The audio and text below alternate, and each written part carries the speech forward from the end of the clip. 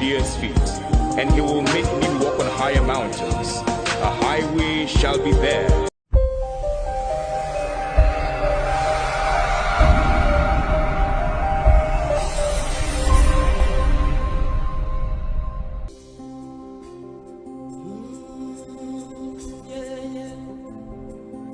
Wave those beautiful hands to Jesus. Tell him thank you, Lord.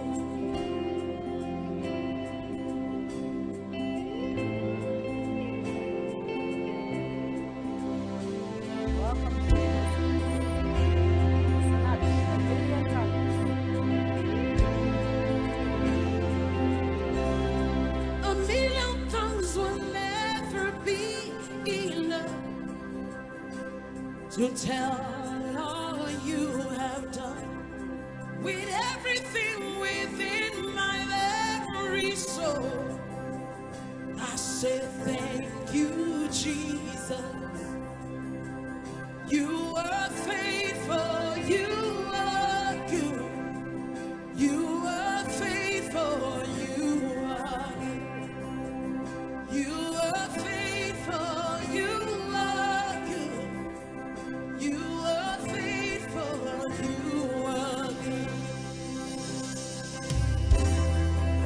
Shadabara, dededelu, ta ta ta ta ta. A million tongues will never be enough to tell all you have done.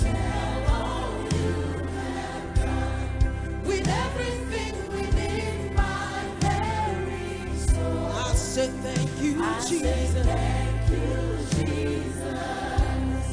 A million tongues will never be enough to tell all you have done. With everything within my very soul, I say thank you, Jesus. You are faithful, you are faithful, you are good. You are faithful, you are faithful, you are faithful, you are good. You are faithful, you are good. You are faithful, you are faithful, you are good. You are faithful, you are faithful, you are faithful, you are good. You are faithful, you are good. You have blessed me more than I dreamed of.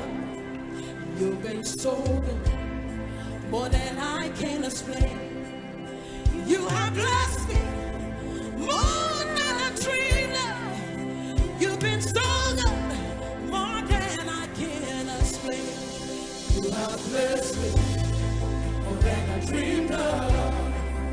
You've been so good, more than I can explain. You have blessed me more than I dreamed of. You've been so good, more than I can explain. You have blessed me more than I dreamed of. You've been so good, more than I can explain. You have blessed me more than I dreamed of. You've been so good. I have blessed me more than I dreamed of. You've been so good, more than I can explain. You have blessed me more than I dreamed of. You've been so good, more than I can explain. You have blessed me. Can I get a witness? Come on. You have raised me. If you're breathing today, God has blessed You have raised me. you. Yeah.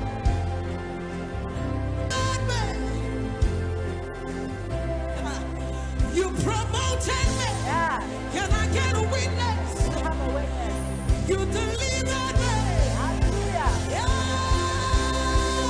You have blessed me more than I dreamed of. You've been so good, more than I can. You have blessed me more than I dreamed of.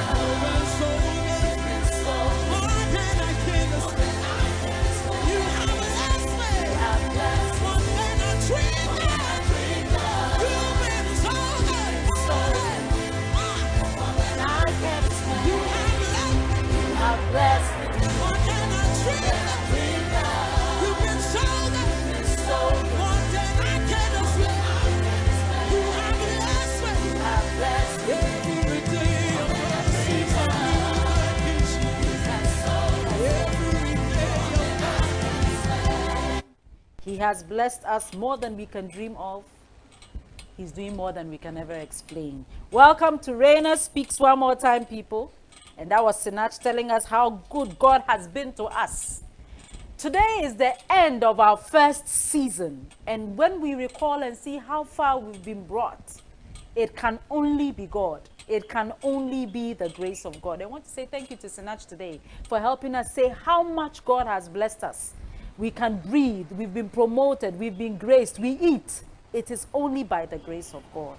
And as the final part of season 1 of Rainer Speaks come to an end, we can only say thank you, Lord, for your grace, and thank you for your mercy.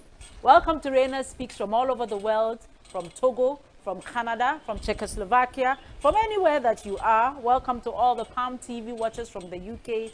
Welcome to our viewers from YouTube, from Facebook, from Twitter, wherever you are watching from. Today we are saying that God has been good to us, and thank you for joining us today. Last week we started a series called Confidence or Arrogance, and today we are going to continue with that series, and we are going to be talking about the signs of arrogance, and this will be our final episode for season 1. Signs of arrogance. We talked about what we can use to see if you are confident last week. We are going to see what will show if you are arrogant. Remember that these days our episodes are not too long, but they are just on point and right. How would we know that this person is an arrogant person and not a confident person? Because last week we said there's a thin line and you should be able to differentiate. If not, you will confuse confidence for arrogance and you would confuse arrogance for confidence. So let's see what we will use to tell what shows that this person is arrogant. And the very first one is something that we constantly do in Africa. You are constantly late. If you are constantly late, it is a sign of arrogance. There is nothing absurd or upset in being or showing up late once a while. But if it becomes a habit that every time there's something, there's a meeting, there's a gathering, you are late, it is a sign of arrogance because you feel that no matter what happens, we are going to wait for you to start, or that the meeting or whatever cannot happen without you, or that you are coming only for where you think is important. This may be a bad habit, but when you constantly do this intentionally, it's a sign that you are arrogant because you feel your time is more valuable than that of others. So being late is a sign of arrogance. If you didn't know, now you know. The second one is that you interrupt others a lot. When people are speaking, you tend to interrupt. When people are speaking, you tend to want them to keep quiet and listen to what you are saying rather. It means you have little regard for the opinion of others, and this could be a sign of arrogance. Every time people cannot get even 2 words out of their mouth, you have cause to interrupt. You think you know what they are going to say already, so you interrupt them, and then you think that they should listen to you. So being an interruptive person with people means that you are showing signs of arrogance. Number 3 is that you believe that you are better than others. Whether in terms of looks, intelligence, or status, you believe you are better than others and deserve to be treated better. This means you show a sign of arrogance. Once we see a lot of this in Ghanaian supermarkets. People pick up one item and come and cross all of us and say that, oh, my item is only 1. It's a sign of arrogance. Your item may only be 1, but we've been in line waiting to be served. What makes you think that we should quickly allow you to pay yours because it's only 1 without joining the queue? It's arrogance. You feel that, oh, you didn't come and pick so many things. You have things to do. You have places to be. So they should just do yours for you and you go. So you believe you are better than others because you know how to dress. You know the latest makeup trends. You have the latest clothes. You know you are intelligent. You know the latest coding techniques. You have more gadgets than other people. People who tend to base their importance, their relevance on materialism or materialistic things are arrogant and not on intellectual or say spiritual or moral stuff. They are arrogant. They think that having more means they are better. having the latest means they are better. I always say that a gadget is a gadget. If my iPhone 4 can break and your iPhone 11 can break, we are no different. That's what I always say. Number 4 is that you go out of your way to be right. You can't accept you are wrong or that you can be wrong at all. You go to the extreme to offer an explanation for being right. And after all is said and done, you brag about this. There are people who can't stand being wrong. They will explain and explain.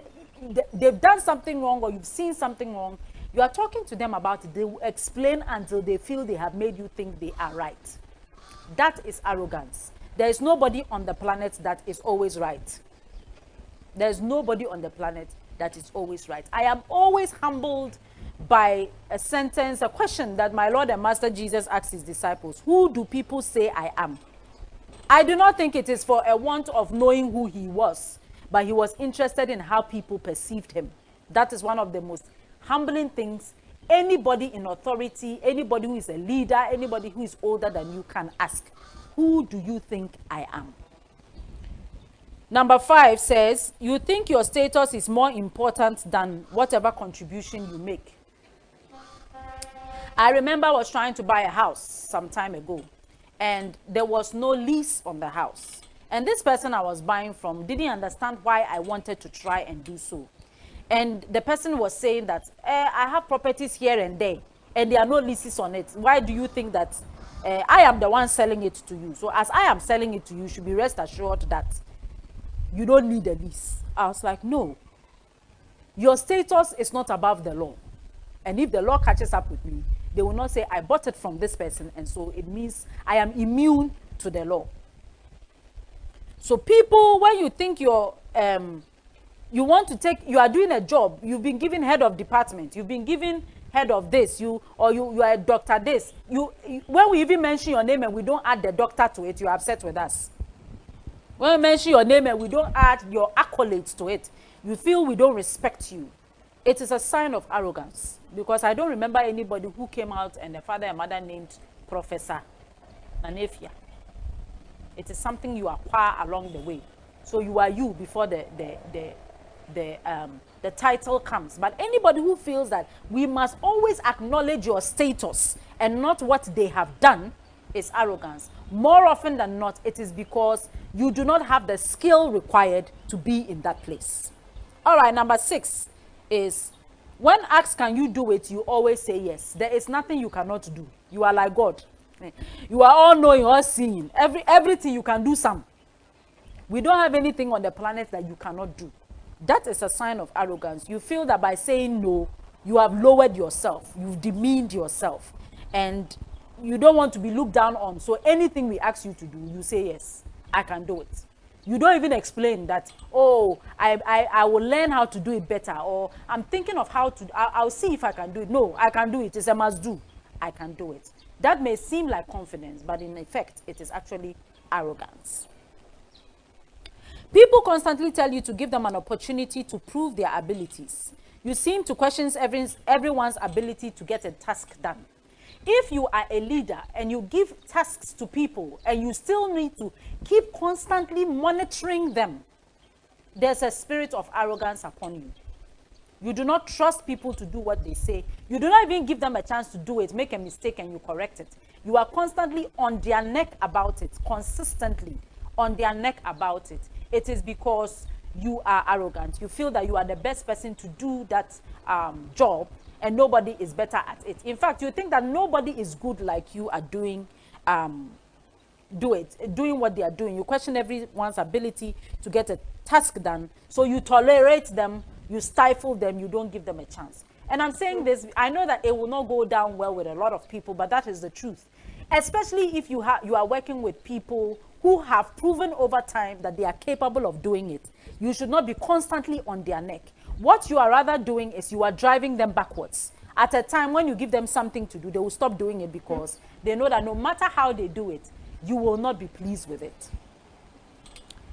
Number 8 says that you despise the weak.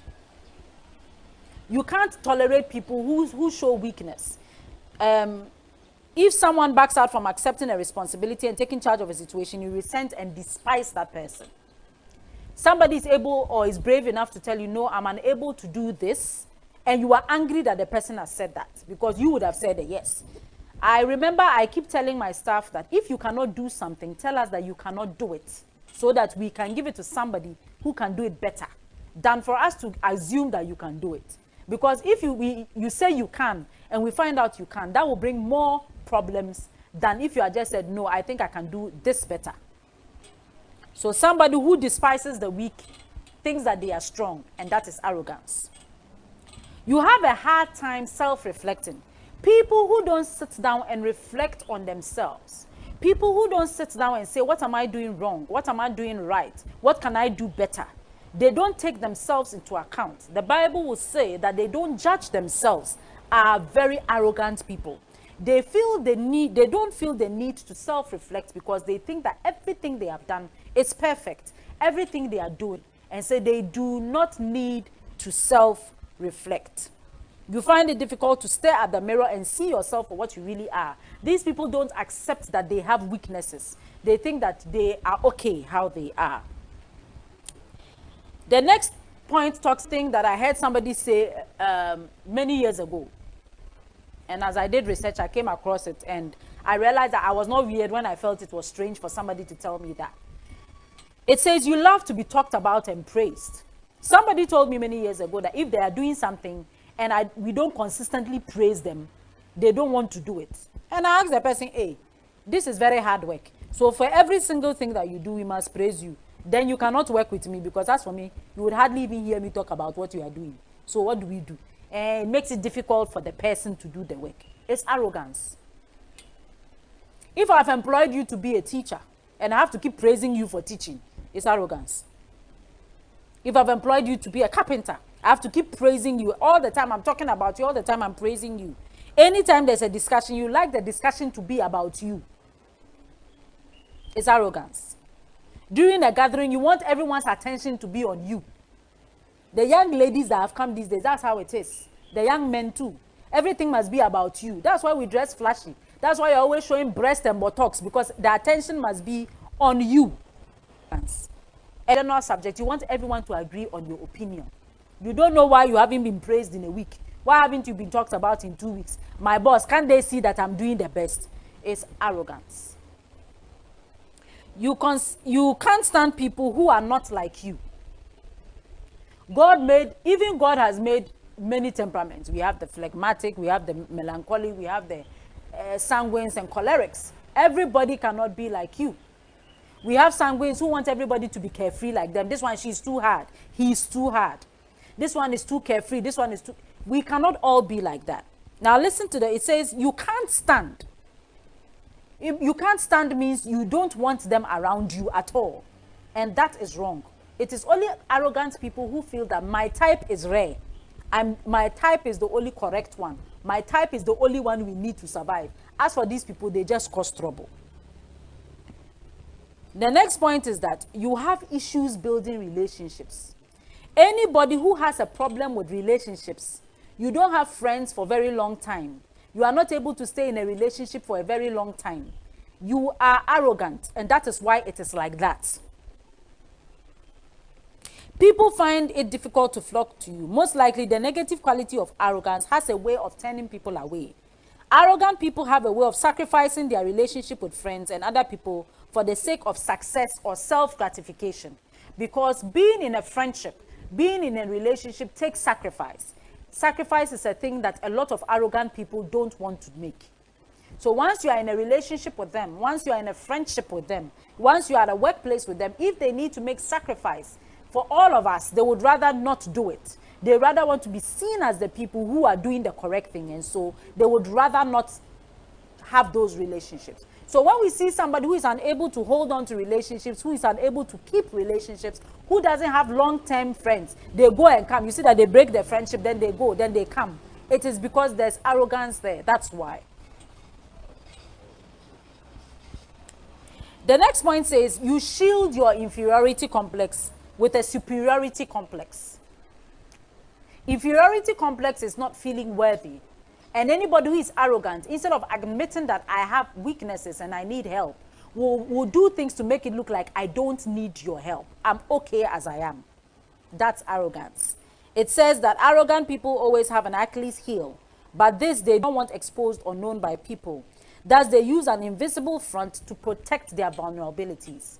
Showing a weakness is not a weakness. Showing a weakness is a strength. That I am incapable of doing this shows that you are human, not robot or God-like. So anybody who has a problem showing weakness or has an inferiority complex but covers it with a superiority complex is arrogant.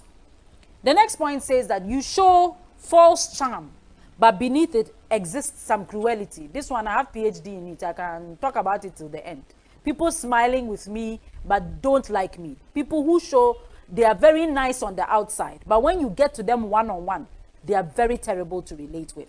There are people who, when they meet people outside, I think we have a saying that says, outside gentility, home cry. One-on-one, they cannot relate. One-on-one, they are not nice people. But when you meet them outside, when somebody's even saying that this person is not a nice person, you would think that the person is a bad person because you have not had the opportunity to relate with that person one-on-one. Don't show charm when you know that it is not the real you. Let us know who you are. The next point says, you don't have anyone who you mentor or can openly be seen to be mentored by you. You fear if they fail, then it means you have failed and you don't want a dent in your image. You don't have people who look up to you. You are mentoring, if you are even mentoring somebody, you don't want anybody to know because you feel that once that person fails, who was this person under? Nanefia. Who was this person be mentored by? Nanefia. And because of that, it makes you feel bad. It makes you feel as if you didn't do your work well. So you either don't have anybody you are mentoring or you don't have anybody who is seen openly that you are mentoring. During meetings, you simply punch on your phone and come in only when needed or have a bored, long face. And I don't know if you've been to some meetings. Some people are just like,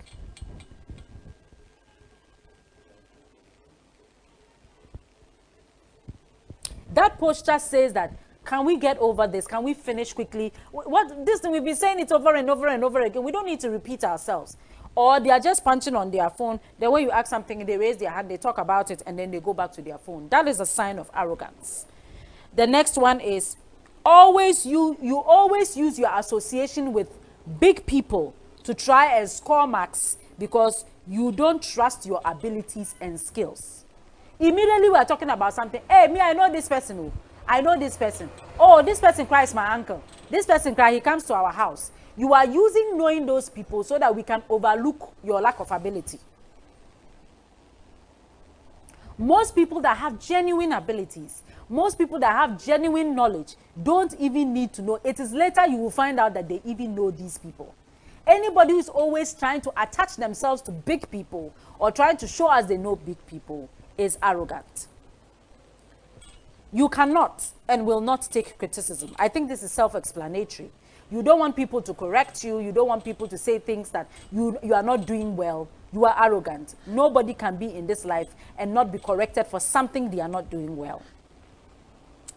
The last point for today is that they cannot and will not submit to obvious authority and will always have some sort of ALOT up their sleeve.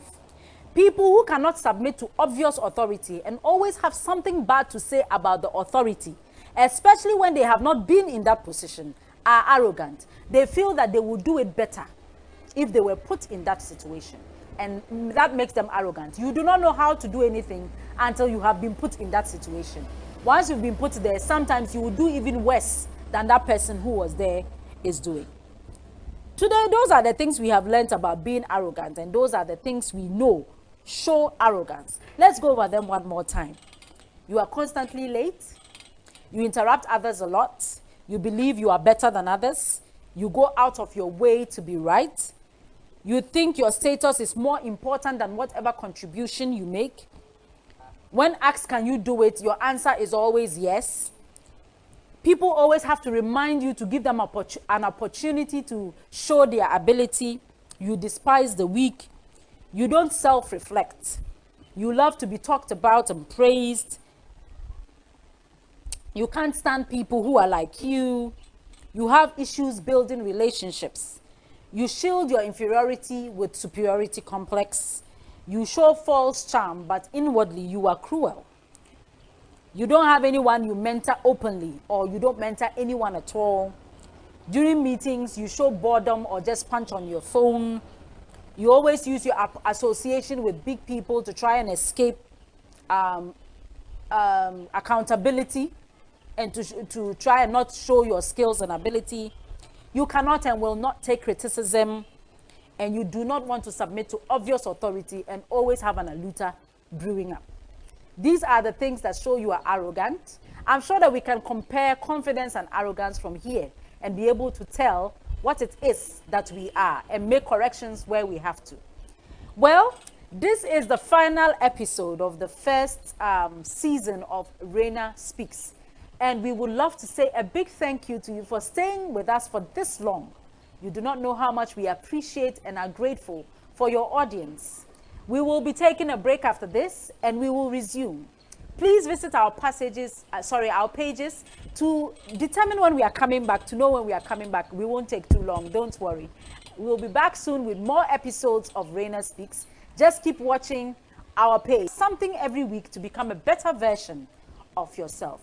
Thank you. We appreciate you. God bless you, and have a beautiful, beautiful weekend.